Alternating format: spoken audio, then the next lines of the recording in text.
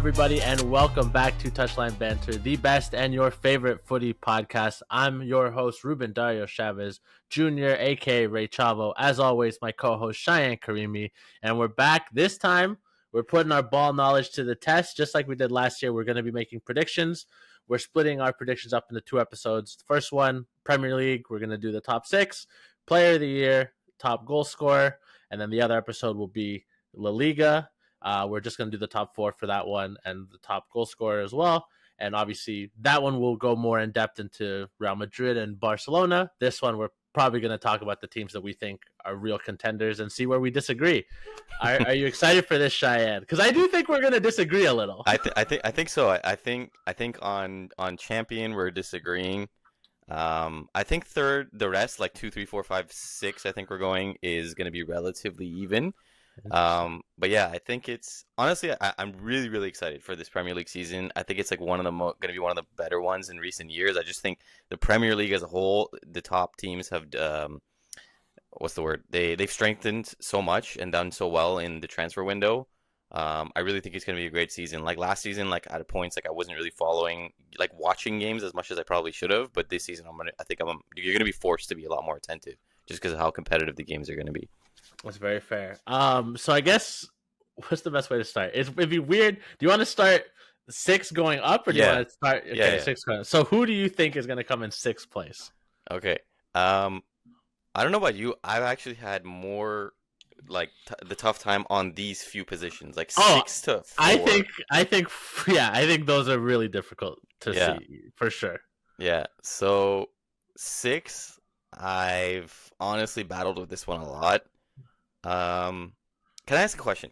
Is it possible, are we going just based off of the squads right at this moment, or like if rumored players get signed, can I use that or no?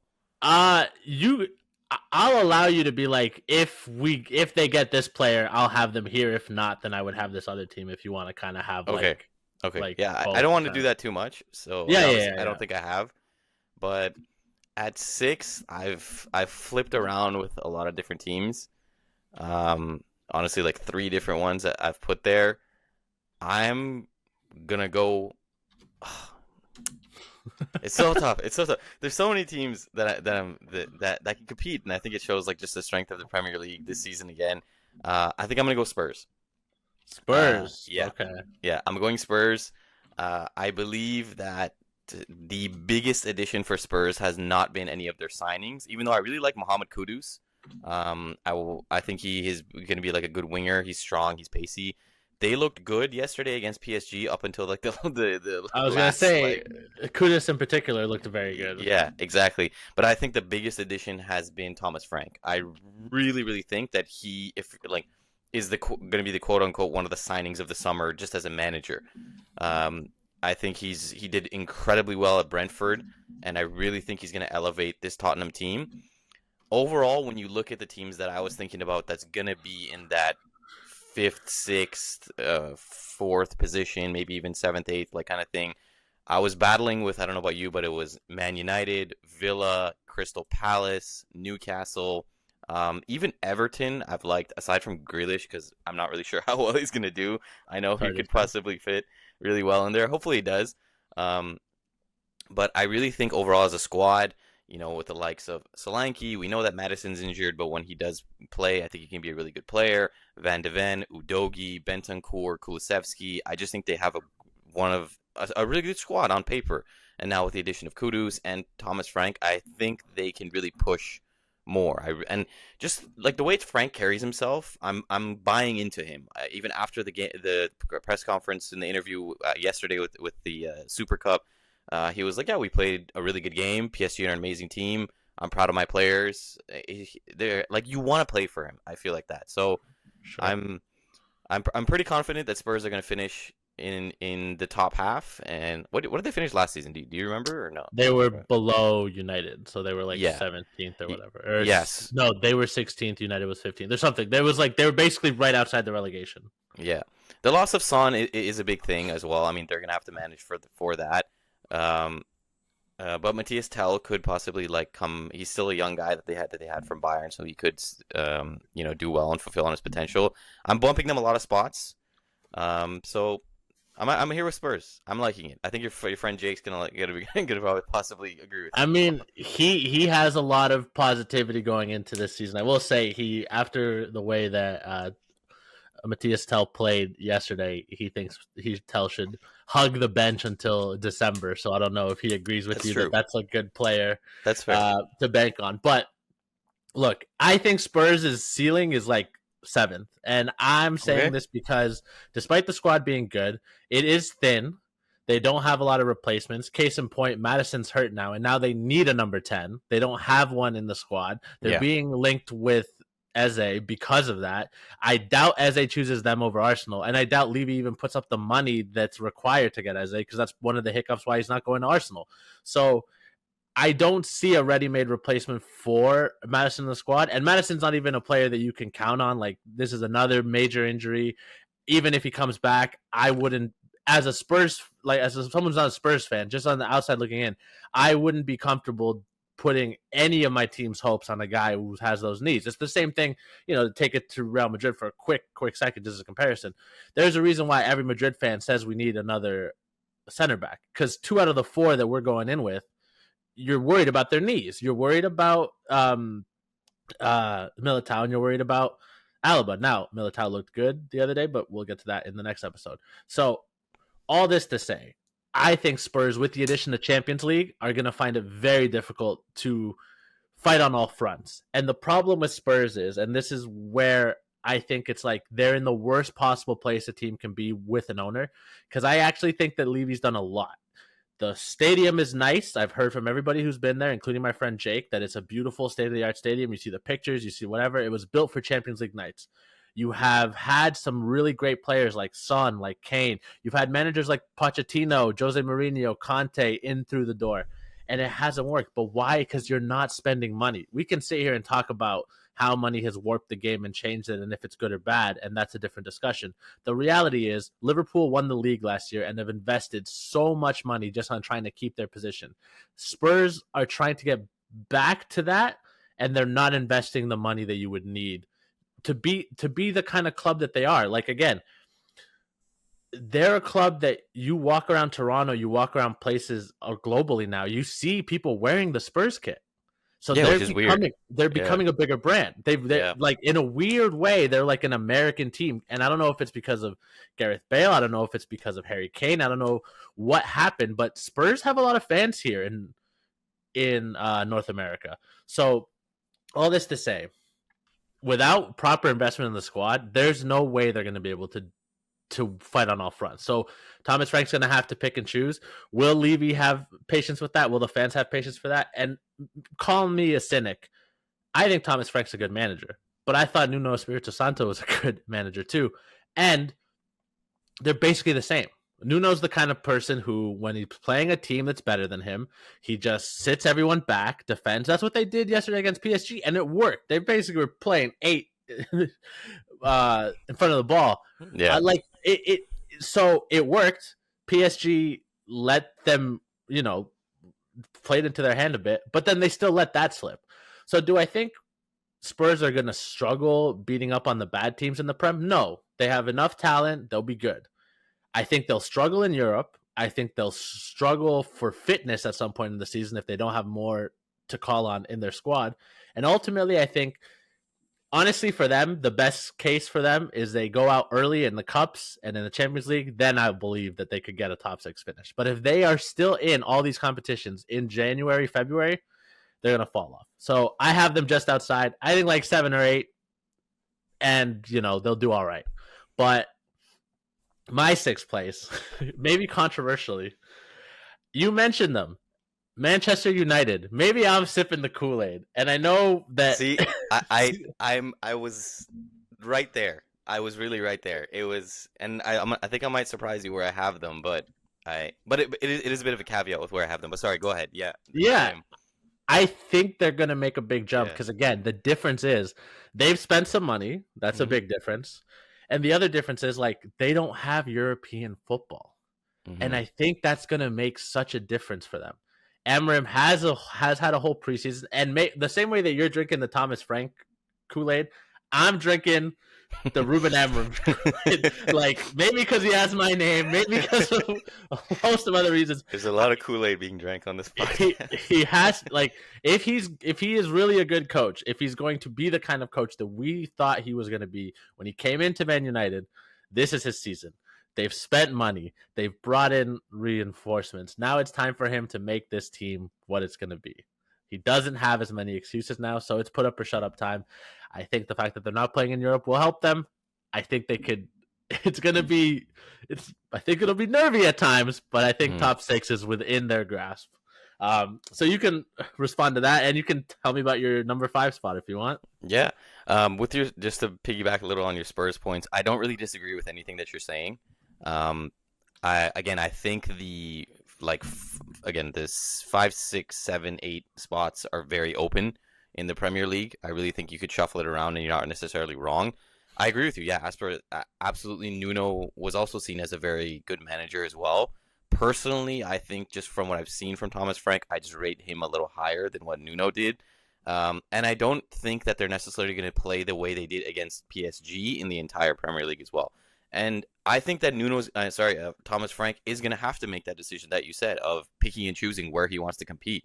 Like, I think actually, like, getting knocked out of a competition early is probably going to do well for them, so they can get more players playing into the Premier League and in the games that the quote unquote matter more. They signed Paulinho, they signed this defender from the French league. I forgot his name, but anyway, I think they'll do well. We'll see what happens there. On United,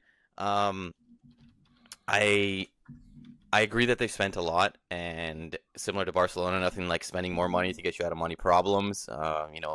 Mortgaging your future and all your banking on everything now, because if it doesn't work, this new credit card or revolving credit asset that United has that seems to be giving them a ton of money to spend, it's going to come back with a lot of interest to pay. So hopefully it works out. They have spent, and I am a little more on the fence on Ruben Amorim than you are. I'm not very much into. I don't think a coach can be so rigid in his system, and I think I get it. You have to back your manager, and United have finally done that because they didn't really properly back Jose. They didn't back him when he wanted like a striker and another center back. So I think that was the problem there. But they backed him. They signed Mbeumo. They signed Cunha, who are two people that I like. I don't think they're huge signings, but I think that's where United's at. They can't really get some of the biggest names in the world.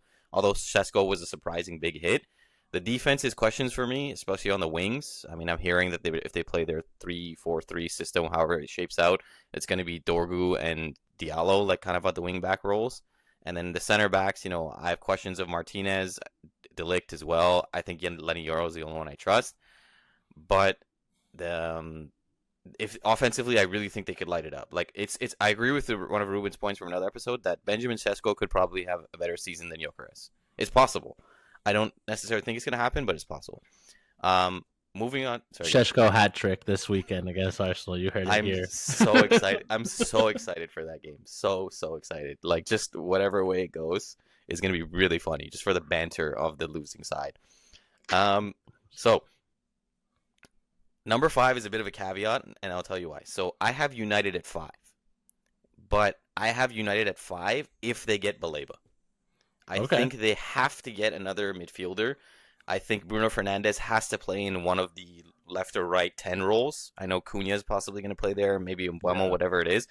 I think Fernandes in a deep role doesn't work. You're wasting his time. It's actually like hindering the team, if anything.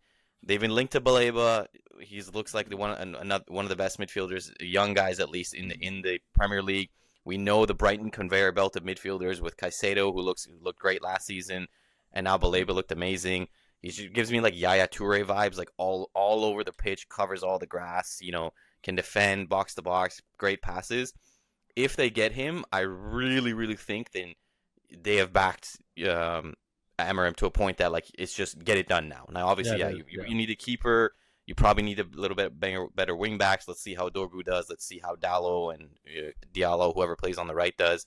You probably need better center backs. We'll see how De Ligt and Martinez and Yoro or whoever else plays there does. If they get Baleba, I'm seeing them going 5. And again, I am also drinking a bit of the United Kool-Aid, and I think that the front three could really have a good season. I just think defensively and in midfield, if they don't get Baleba, they could struggle there, and so that could be their issue. So they could score a lot of goals, but they'll possibly concede. But with someone like Baleba, and if the defense shores up, it could be really, really good. If they don't, my gut feeling tells me that Villa's just going to get 5th again. Unai Emery is a great manager. Their squad is strong. They've invested. They haven't really brought a lot of people aside from that Ramsey guy from Newcastle. That's the only thing. But they haven't really lost much. And just from the way they competed last season, I trust Emery. I trust the squad. You know, Ollie Watkins is still there. We know what he can do. We know he's like a high ceiling or high floor, low ceiling type of guy. So they're consistent. And we know what Emery can do against the big teams. We know again he can do against small teams. So that's where I sit. But yeah, if United get Baleba, absolutely, I think they get 5th. If not, then I'm going with Aston Villa. Okay, I don't.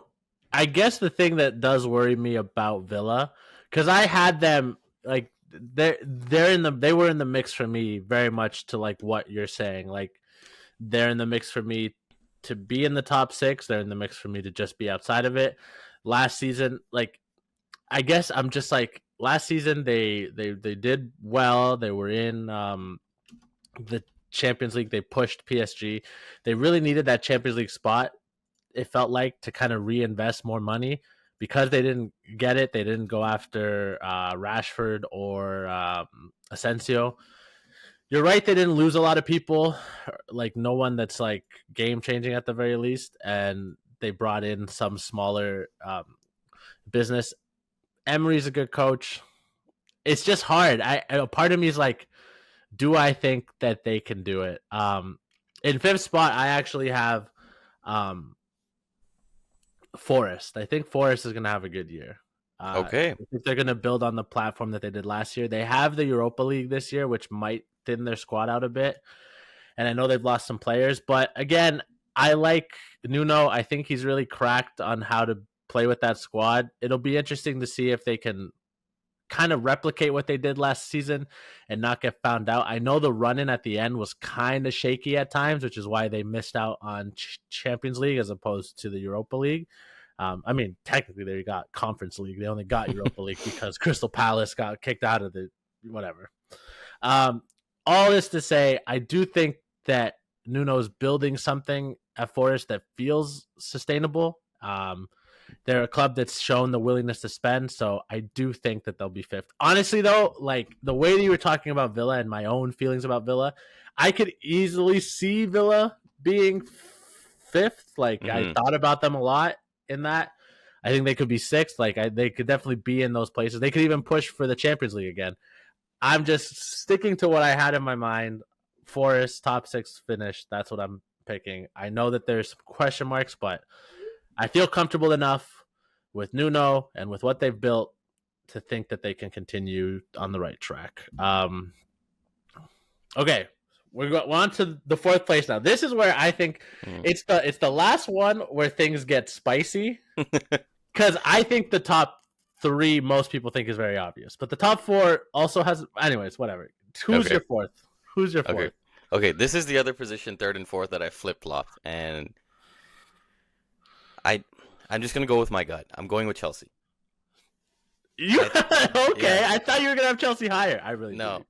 I've gone back and forth with this one so much. So the reason I'm going with Chelsea is that I think offensively they have invested incredibly well. João Pedro looks great. Estevao apparently is going to be the next Vinny Jr. from what I'm hearing. Liam Delap, he is also a great signing as well. Who's the guy they got? The winger from Wolves. Neto. Yeah. Neto could great player as well. Cole Palmer, I'm really banking him on him having a comeback season, especially better from last year. And if he really does even better and as good as I'm expecting, I think Chelsea could be 3rd.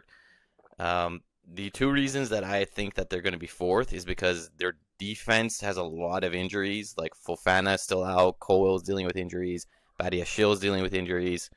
Chaloba as well. Reece James never plays. I know Kukurea has been doing better in the system. I just really think he's a really overrated player, and I've never been sold on Kukurea. But for me, the way I'm gonna spoil my third one, the way I think City have invested and the pedigree and just still the difference in the levels of the squad and the pedigree that they have in the Premier League, I think it's just gonna push them to be a little bit better than Chelsea. So yeah, just the back. I think offensively, Chelsea is going to cause a lot of problems for teams, but I'm still worried about that back line. Even goalkeeper, I'm kind of like on Chelsea. But yeah, I would say I like the signings that City have made and the history, right? Like Champions been there, done that. You know, no matter how much we slag Pep off, there is stuff that he does well. Erling Haaland's the best striker in the Premier League, if not in the world. So yeah, that's my fourth, Chelsea, and spoiler, that's why I have City at third. Yeah, I think what I was trying to say without directly leading into your pick or like saying it really is depending on where you have City and Chelsea. I have them flopped to what you do, so I have Chelsea third and City fourth. Yeah. Part of that, I'm a hater. I love to be a hater. I'm gonna keep hating until I die. But I do like how they invested. Rodri, once again, picked up an injury. He's going to be out for the first month, as we referenced in one of our other episodes. That system needs Rodri. I know now they have players who can step into that role, but as we saw last season, it's not as simple as like you have a player that nominally plays that role.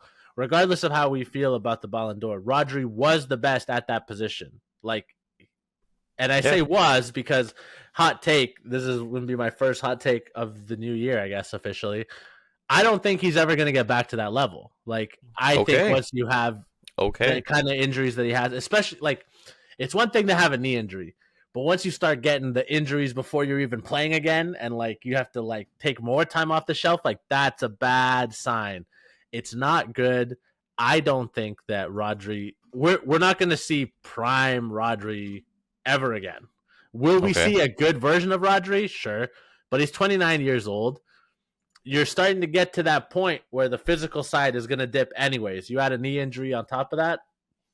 I struggle to see how he could regain his best form. And if Rodri's not in his best form, they've lost De Bruyne. And despite getting all these other creative players, De Bruyne has still proven to be the only one that can really link up with Haaland in the way that he wants. Foden doesn't really give him the ball the right way. We'll see if someone else of the new people they've brought in can, but I'm skeptical. I do think this might be the last season of the Pep Guardiola experiment. It does feel like I know he signed a new contract, but he could walk away from that whenever he wants.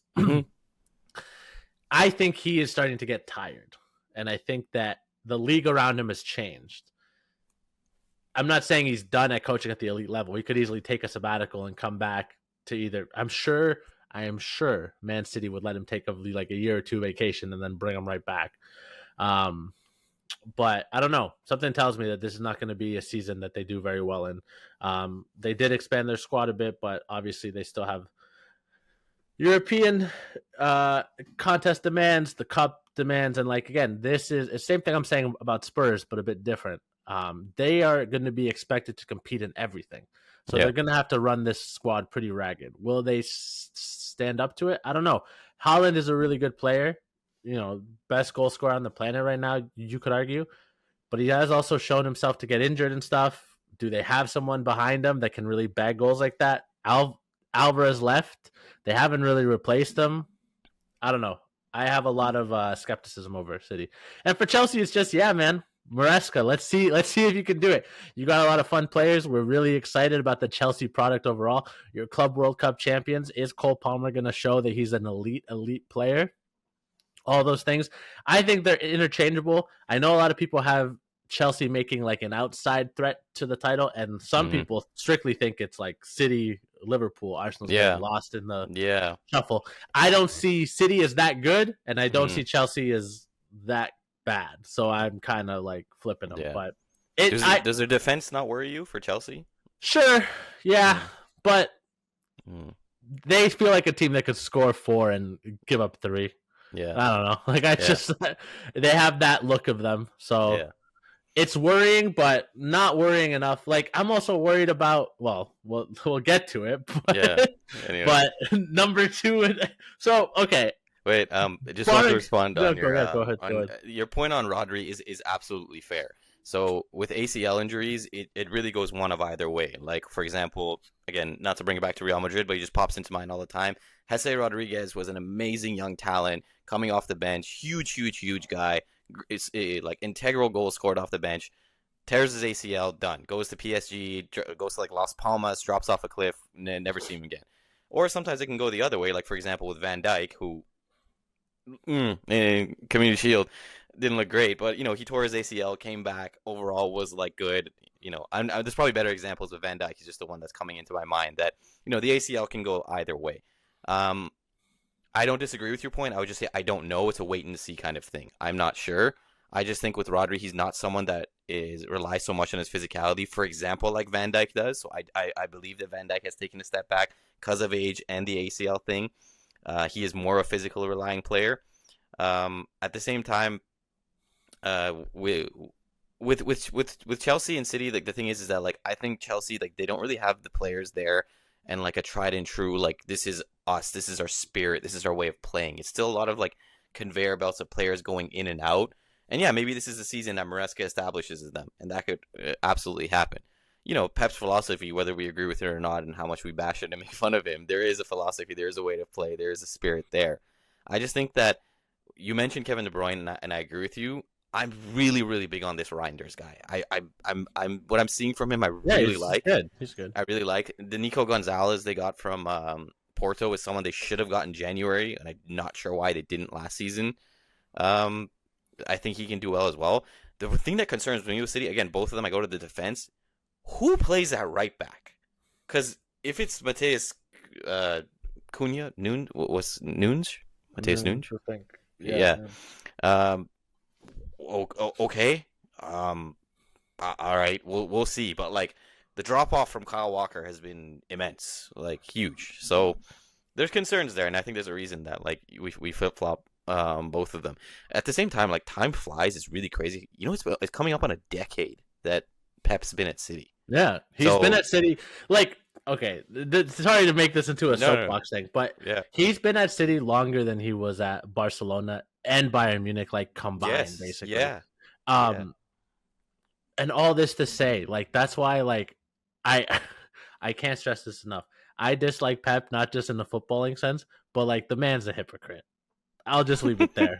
He's a fucking hypocrite, and I'll just leave it there. But yeah, he's been there 10 years. That's kind of my other point. Like, you're talking about how they have a system and whatever, and I do think that football is a pretty unique sport in comparison to the other major sports because it still feels like there are some managers that hang on, but even that's changing. You see it more often now. Managers have like a 3 to 5 year shelf life, and I'm not saying that Pep isn't. Obviously, he's such a great manager that he's kind of like the exception that proves the rule. But even his rival Klopp burnt himself out. Like Mourinho can't last at any club for more than like three years. It feels like. Mm-hmm. Tuchel, Conte, like even the best managers end up burning bridges or getting tired, or the club kind of has to go a different way because the messaging gets tired. Now, Pep is lucky that he plays for a state-run club where they just recycle players, so the message can't get stale when you're always bringing in a new ear. But I do think that there is some danger of just burnout, and there is a lot to see how it will fit. Like I agree, Reinders looked really good. I like Shaqiri. Like they have a lot of good players. I'm just skeptical of how it all come together, especially with Rodri, in my opinion, going to be losing a step and not being as effective. But I will say this. Another caveat I have to add.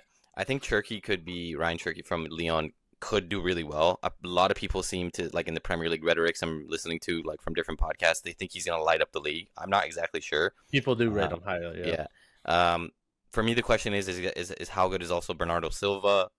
Last year was kind of on and off. Phil Foden what's the place he's from again? You always say Stockport, the yeah, Stockport Iniesta. yeah. Is he just a Stockport Iniesta? We'll see.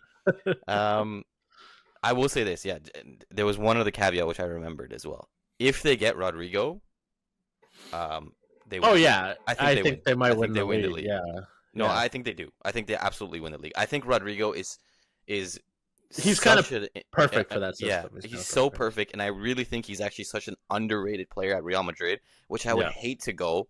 Not to make this about Real Madrid. There was players I was really upset when they left, like Mesut Ozil, Di Maria, but Rodrigo, I get it, but if he leaves, I'm really gonna be sad. I And want him to go to a team that I can cheer for. yeah, That's and the only thing. Like, it if he is. went to Arsenal or Spurs, I'd be happy to Yeah. get a Rodrigo kit and still support him. I'd want him to do well, unless he was against Real Madrid.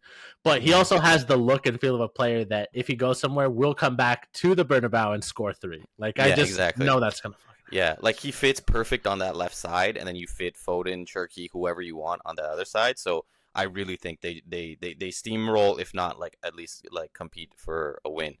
But yeah, absolutely. Pep's a hypocrite. Let's see if we can do like what Nuno and Thomas Frank do with a limited budget, or if you can win with Stoke on a Well, rainy I day. mean, man, like We so have to many add years that. ago, he was talking about how the money was ruining the game, and why not promote a player instead of buying them? Now he's buying players like they're fucking stickers. Anyways, unless you have some crazy shout, the top two, everyone's kind of unanimously agreed on is Arsenal and Liverpool. We think we're gonna have some disagreements Hmm. there. So Hmm. how do you have them? Who's your number two? Who's your number one? Okay. Number two, I have Liverpool. Right. So the reason I have Liverpool is It's because of because you several hate the things. Scouts. Yes, I am racist towards the Scouts. I hate Jamie Carragher. I hate their accent. I hate Everton. I hate Liverpool. Hates the Yeah. Beatles even. Yes, my brother loves the Beatles, and I hate them. No, not at all. No, I love the Scouts. I love the Liverpool, Everton. Great teams to watch. Beatles, one of the greatest bands of all time. The reason I don't think Liverpool was going to win is number one, last season was a pretty weak Premier League. Aside from Arsenal, I've said it. I hate to beat the drum over and over again. There wasn't really any teams competing as much as they usually do in the top. Chelsea fell off. Forest, I think, punched above their weight, which is actually surprising to your point on them. I really think they're going to fall off. I think a lot of players overperformed there, and especially towards the end of the season, how they fell off. I think they're going to struggle, but I hope they don't, just because that story is always going to be great.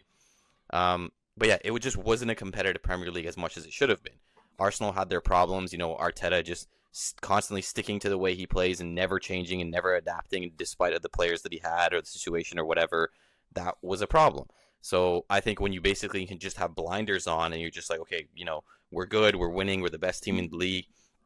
At the same time, like Slot was the new manager, a new guy coming in often catches people by surprise. No one expected Gravenberch to play as a 6. He did incredibly well there. Um, McAllister had a great season as well. Mo Salah, we know he's aging, but we know what he's going to do. So there was stuff there that wasn't necessarily expected. The other thing for me is, again, I understand they're linked with Mark Guehi.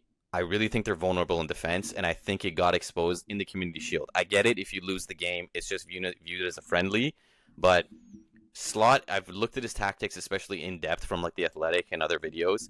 He's very conservative in defense. So what he likes is that for his fullbacks to push up high, especially really, really high now with the way Kirkez and Frimpong do, which they both look great, absolutely great on the offensive end. But when Gravenberch isn't there, or even when Gravenberch is there and he drops back into defense, that leaves a lot of holes in behind. So for players in midfield to come in, and especially on the wing, so it leaves them open to transition. Another thing, Van Dijk. I'm not on the just the guy list that Ruben is, and I don't slander He's like whatever word you he want. might be number one on my list right now. Yeah, actually, right now I think he's like Pascal Siakam has taken the second or third spot. NBA finalist Pascal Siakam. NBA Finals. Oh my god. I had to do that just to annoy Ruben. Um, I get it. He's aging, but he is not like, I don't know. Who am I thinking? Who's a center back who isn't really like relying on their pace? Like when you think like Oh John Terry, let's say, yeah. whoever. Um, he relies on his physicality and his pace. And Ruben mentioned this in our group chat like the other night or something, and he was saying something about Van Dijk, and I was like, damn, like you're still on him. And he's like, dude, this guy had one season where nobody could get past him, and everybody started like rating him as one of the best center backs of all time. I agree. I think it was just like he blocked off Holland in a couple matches, and everybody just lost their minds. Like, oh my god, this guy is so good. He's the best thing in the world. He's better than Sergio Ramos. Like, let's calm down. I believe he's a great defender. I don't necessarily agree with the rhetoric. I truly don't even think he's in the top 10 defenders that I've watched, like Wow. in my lifetime. Okay. Like I just cannot. I don't disagree with that. I really don't disagree with that. I think in the Premier League he's definitely in the top 10 of all time. I don't disagree with that. Yeah. But yeah, he's showing his age. Konate basically wants to leave. He's linked with Real Madrid on a free in 2026. Another free. Thank you. Yeah, Liverpool's gonna love that. Just wait for the rat banner. Yeah, Konate is also a player that I'm like not sure about. I've never been that big on him. I know Liverpool fans have it. I know a lot of Real Madrids from the chats I'm reading. They're like, yeah, we really like Konate. We think he's gonna be perfect. I'm like, I don't know. He seems like a very high ceiling kind of guy. I think he's like great, but good, but not great. But we'll see. Joe Gomez is just never has legs and is always injured. So if they get Guehi, I think that could be a good signing for them. I just think they've invested so much into the attack, and they really haven't invested as much into the defense. And again, I think just because the Premier League in general, and especially the team above them, because they've strengthened so much, I don't think that they're going to win. I think they're going to be possibly exposed in ways. I get it. If they get Isak, that's another really, really big thing. And that makes it also tough for me to put them in second if they get Isak. But I get Ekitike looked well, but there's just a lot. I'm just not riding it with everybody with the rhetoric that Liverpool's going to win. I could be wrong. You know, I'm putting myself out there. I'm not sitting on the fence, and I might have to eat crow. And if I do, congratulations to Liverpool. But I'm not seeing them winning, and I think we know. And obviously, we'll get to first place after. But I'll let you go ahead. Yeah, I have it the reverse. Once again, Arsenal will finish second, as is their mandate. No, like obviously, Arsenal improved their team. Gyökeres is a major signing and is a statement of intent. He looks like he could be the real deal. All of that's true, and I truly do hope it works out for Gyökeres and Arsenal because, like, he's a fun player, and I would like them to be successful. I guess my thing now is I know that in other episodes of this podcast, I have said that if Liverpool get Isak, it's a wrap. And while I still believe that, I actually don't think they're going to get Isak. I think that Newcastle's playing super hardball, and it seems like Liverpool's not going to go past like 110, 120 million pounds or whatever. Newcastle cannot sell him for less than 150 million. Actually, I really think Newcastle can't sell him at all. Because if they sell him at this point, they are not going to be able to bring anybody back. They still need a backup to him in general because Callum Wilson left. So even if you brought in Nicholas Jackson, theoretically, and a lot of news has come out about this transfer. People are saying that Isak was promised the opportunity to leave. Newcastle denied that conversation, et cetera, et cetera. I'm not in the... I think those conversations, to have them, are kind of like pointless because we'll never know. Both parties could be lying to make their side seem right or not. Both parties could be overstating what was said or what wasn't. Personally, the way I see it is if Isak really wanted this move, he should have been doing this shit like months ago. Do it like right after. Again, we've talked about player empowerment being bad. The one good thing about player empowerment is you can just do this stuff now, and you should know better than to trust the team to honor like a handshake deal. Harry Kane thought that he had a handshake deal from Spurs to leave after like a contract, and they kept him for longer. He eventually left, but they kept him longer than he initially wanted. He wanted to go to United or somewhere else to try to win, but didn't happen. Okay. So Isak, if it is true that he was going off of a promise made to him by the board at Newcastle, he's kind of a naive idiot. And I'm not saying it's his fault, but you should know better than to put your career in the hands of other people and not have something in writing. 100%. So I don't think Newcastle can sell him. Like I really do not. So that means Isak's gonna stay. I almost had Newcastle being higher. I almost had them in fifth, but until he commits to staying, I don't want to because again, if he stays, he's gonna play, guys. He can't sit out the whole season. He's Yeah, just not. absolutely. So he's gonna play. He's gonna score goals, and Newcastle will do well. So I think add that as my one addendum. If Isak stays in Newcastle, Newcastle will be in 5th place. I do believe that. So I actually think Liverpool's going to end up buying Mark Gay. They just got Giovanni Leone from Parma, and look at the dominoes that have fallen. Palace is missing out on the Europa League. I think it's a tough sell for a player as good as Gay. Even when it was Europa League, he probably wanted to leave. The links were already there, but you can talk him into like, hey, look at how shit Tottenham and fucking United were, and they still made it to the finals because like that's how strong the fucking Premier League is. We can win this competition if you stay, and then we'll have Champions League football. It'll be a platform. We can continue this project. That's at least a selling point. To try to sell someone on Europa Champions League, whatever Europa Conference League glory, that's impossible. Like, what are we doing? Like, the only reason anybody knows who won is because everybody was hoping that Chelsea would lose to Betis, but they didn't. So you're telling me you don't want to go to like Baku, Azerbaijan on like a Wednesday night? Let me tell you, I would love to do that. But I'm saying, as a player, and a player that is of Mark Gahey's You're saying talent, Mark Gahey doesn't like. He doesn't want racist to. Racist towards Azerbaijan. Yeah, he wants to play in the Champions League. He does. He wants to take that next step in his career. Yeah, it's easy. It's easy to sell some. It's easier, not easy, but it's easier to sell him. Hey, we're a climbing club. You know, we hadn't won a major trophy. You were there. We won the fucking FA Cup. We just won the Community Shield. If we buckle in and win the Europa League, that's our first European trophy, and then we're going to be in the Champions League. That's a project. To sell someone on, yeah, we're in the Conference League, we're going to have to battle for a Champions League spot if we want to get it. We're probably going to get Europa League football next year, like if that entices you. And Gay's contract is done at the end of this year, I think. So I don't think they want to lose him for nothing. They're probably prepared to. They probably are, but I don't think they want to. If Gahey really pushes, I wouldn't be surprised to see him at Liverpool. They already got a defender from Parma. There's a lot of reasons to not like Liverpool, and I know I'm going to undercut my own argument here. Salah had a great season last year, but that was a contract year season. Hey, if there's anything that's real in sports, the contract year is the realest shit ever. That the contract year has dudes working out like they've never worked out. They start eating right. They don't drink. They don't go out. I know Salah's like a Muslim, so he probably doesn't drink anyways.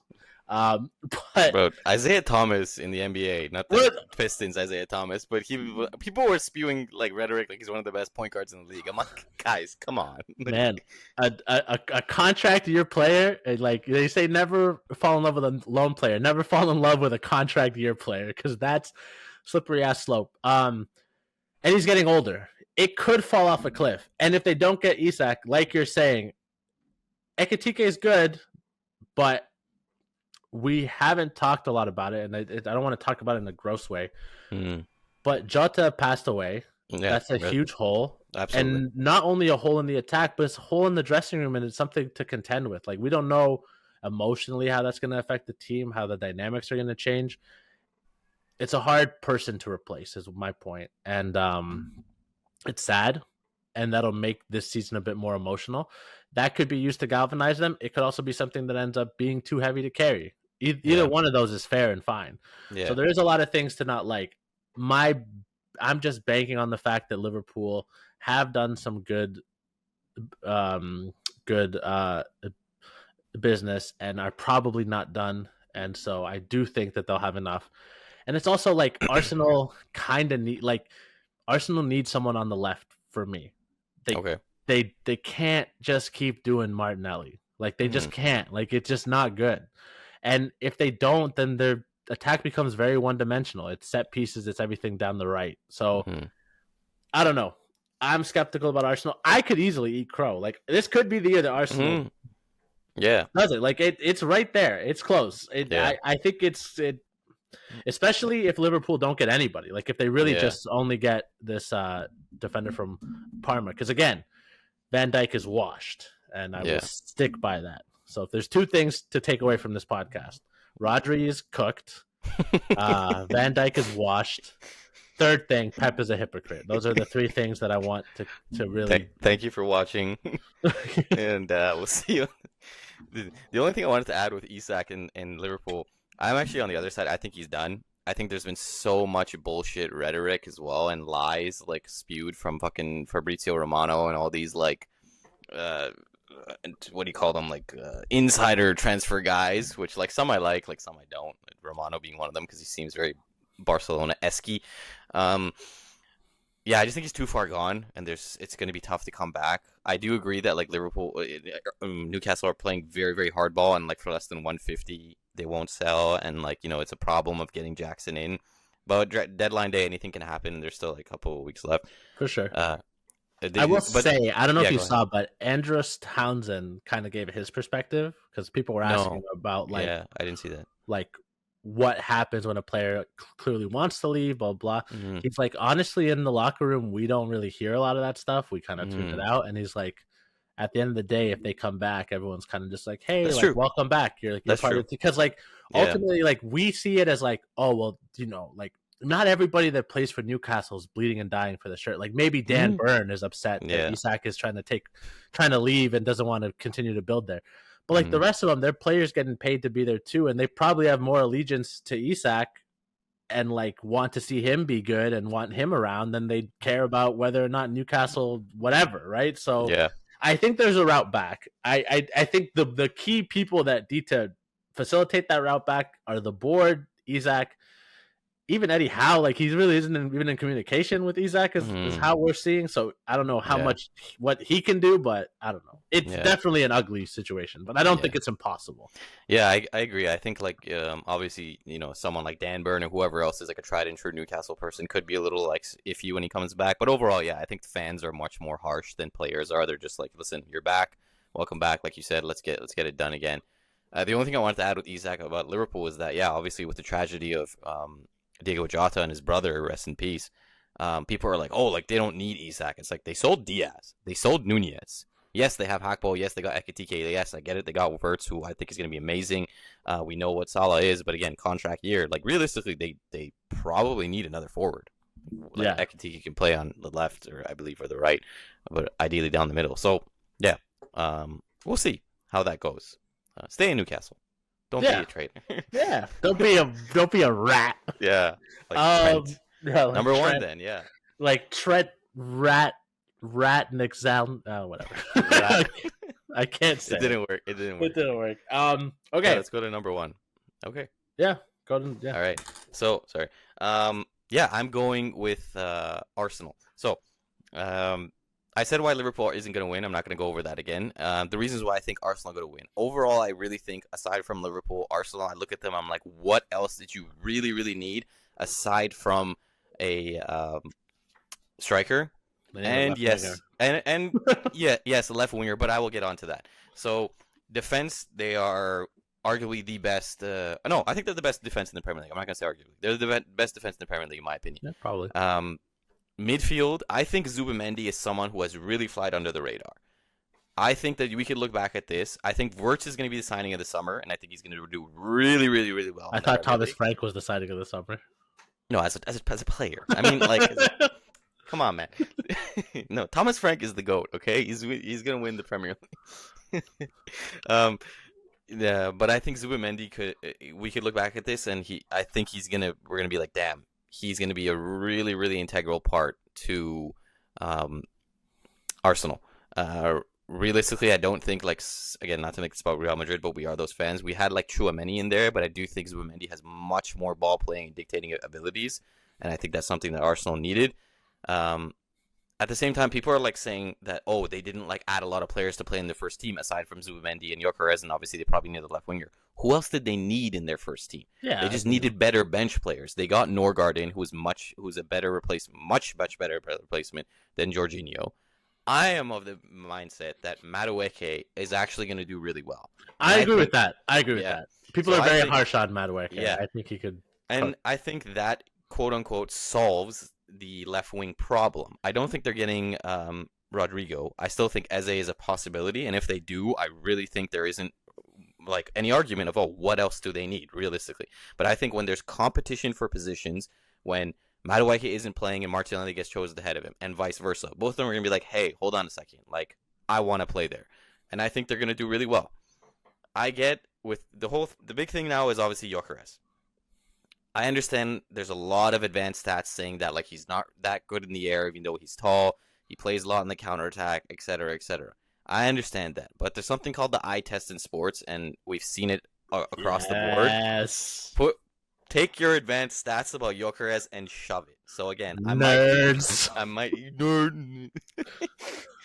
Says a guy who like watches Tifo and athletic videos like on the daily. I think Gyökeres.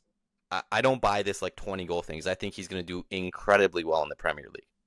And I think he's going to do really, really well. The eye test, I think he just fits. Again, I'm not saying he's going to be Thierry Henry or Dennis Bergkamp, but my gut just gives me those vibes. And I really like it. The other thing for me is that I think Arteta knows that time is ticking. And this is a big if. There's a lot of ifs in all of these predictions. We know that. But my other if with this is that I think Arteta is going to have to realize in points during the season that when Gyökeres is there and the whole Arsenal passing side-to-side thing isn't working, he's going to have to change his style of play.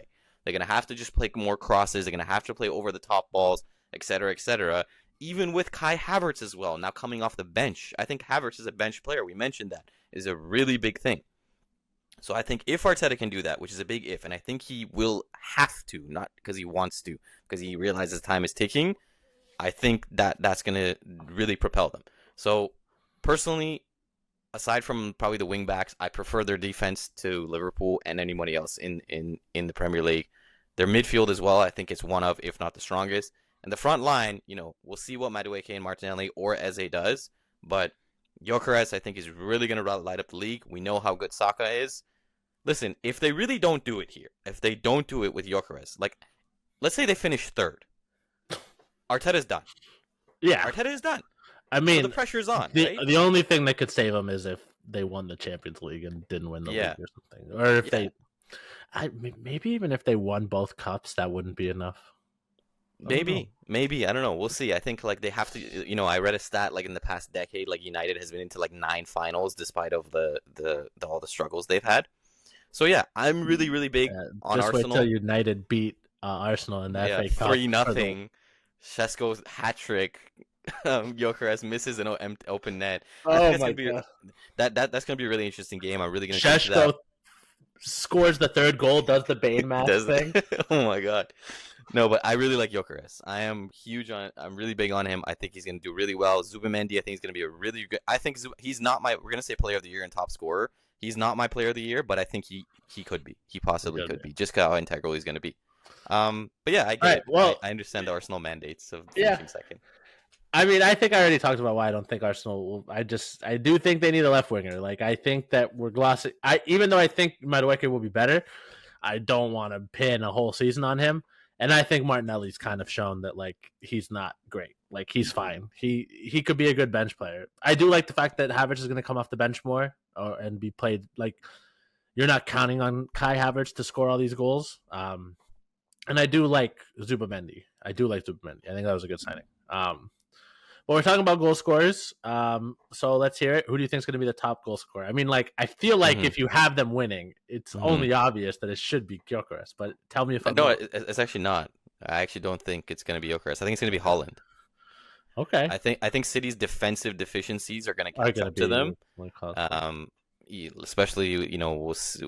I get it, Stones and Akanji, even though we know John Stones. Yeah, we don't really like John Stones on this podcast. We know they were injured last year, but I think the defensive deficiencies are going to catch up to them. I just think the midfield additions and the forwards are going to do well. I think Haaland's going to be the top scorer for me.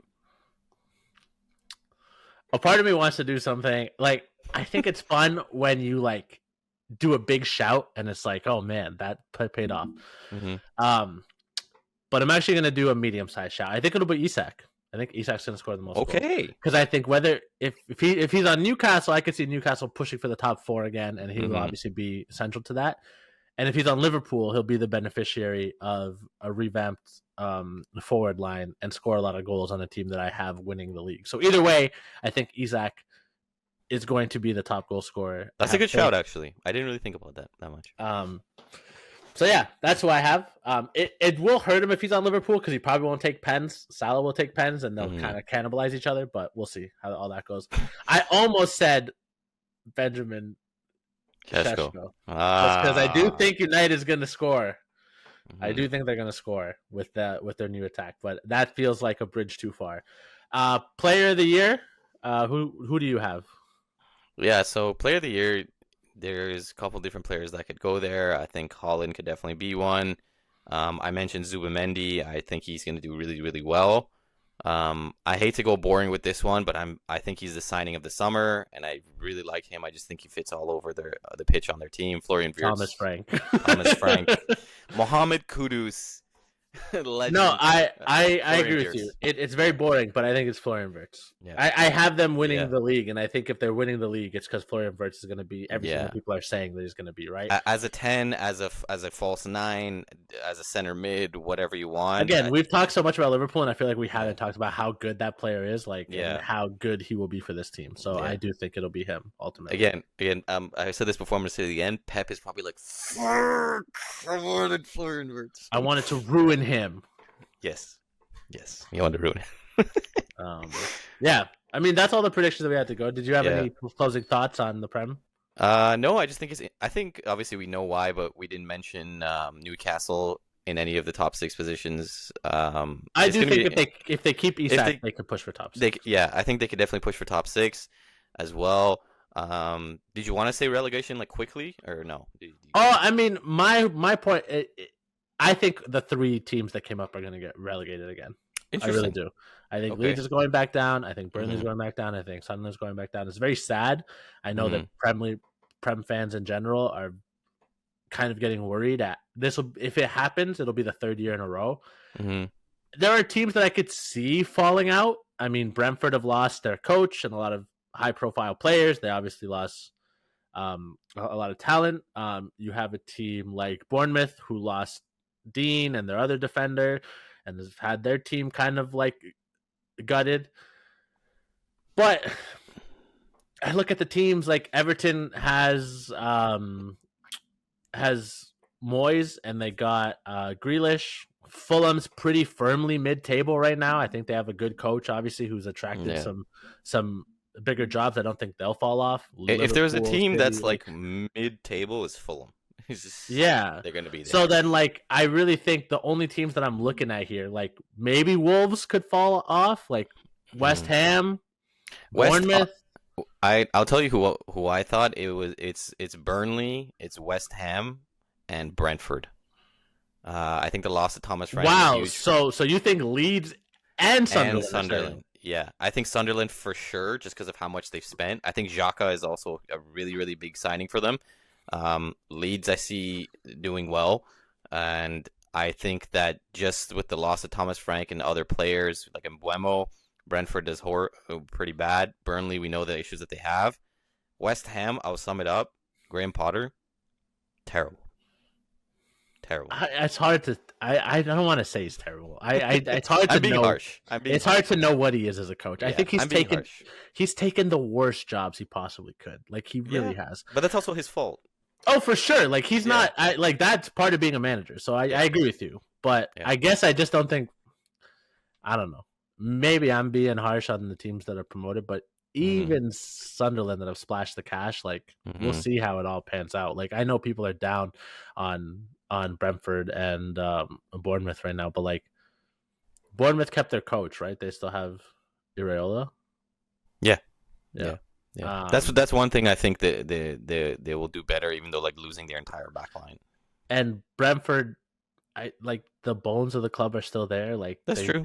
They recruit real well. Like I don't know. I guess my thing is I don't think Thomas Frank is this magician that people are making him out to be. Like he's a coach that set up a team very well, and he had some good players. And now Thomas Frank is a guy. It's just No, no. Well, right now, like the crazy part is the two coaches we're talking about right now, Graham Mhm. Potter and Thomas Frank, could be the same thing.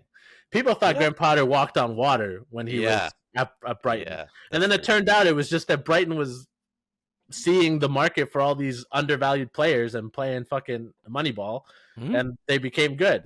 What if like there is a non-zero possibility that Thomas Frank crashes and burns and is the first manager fired?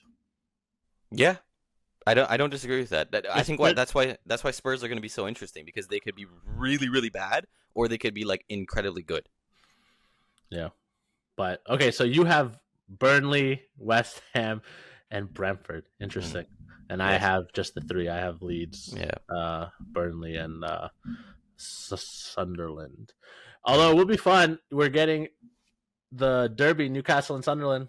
Sunderland's still going to win. They're going to win both matches. No, It's no, no, the streak. The streak is still going to stay. no, no. Let's go. The, Let's go Magpies. I know. I prefer. I don't like Sunderland either. I don't know why I'm like rating them so I highly. remember watching the Sunderland Till I Die doc. It's funny that ended and now they're Hmm. going back because Hmm. they really wanted to be there when they got promoted to make it a whole thing. And Hmm.